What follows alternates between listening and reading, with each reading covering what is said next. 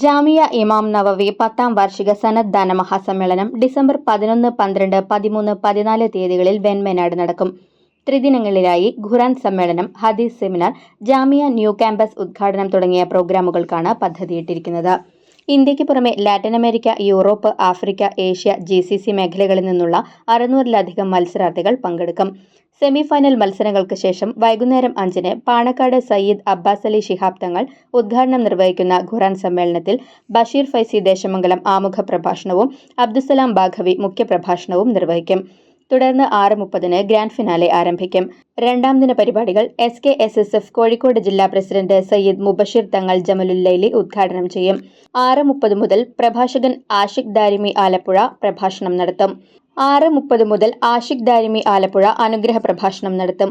ഹദീസ് സെമിനാറോടുകൂടി അവസാന ദിന പരിപാടികൾ ആരംഭിക്കും. വൈകിട്ട് 4-ന് മുഹമ്മദ് സ്വാലിഹ് അൻവരി ചേകന്നൂരിന്റെ പ്രഭാഷണത്തിന് ശേഷം സയ്യിദ് ജിഫ്രി മുത്തുക്കോയ തങ്ങൾ ന്യൂ ക്യാമ്പസ് ഉദ്ഘാടനം നിർവഹിക്കും. തുടർന്ന് രാത്രിയിലാണ് അവസാന session. Abdul Khader Musliyar, Jamia Urdu Aligarh registrar Shamoon Raza Naqvi, doctor NAM Abdul Khader Sahib, Jharkhand collector Abubakar Siddique IAS തുടങ്ങി നിരവധി പ്രമുഖർ സാന്നിധ്യമറിയിക്കുന്ന വേദിയിൽ സമാപന പ്രാർത്ഥനയ്ക്ക് കോഴിക്കോട് ഖാലി സയ്യിദ് മുഹമ്മദ് ജമുലൽ ലൈലി തങ്ങൾ നേതൃത്വം നൽകും. മുഹമ്മദ് മുഫീദ് ഫൈസി, PSM ഫൈസൽ മുസ്ലിയാർ, ഹാഫിസ് യാസിർ കളമശ്ശേരി എന്നിവർ വാർത്താ സമ്മേളനത്തിൽ പങ്കെടുത്തു.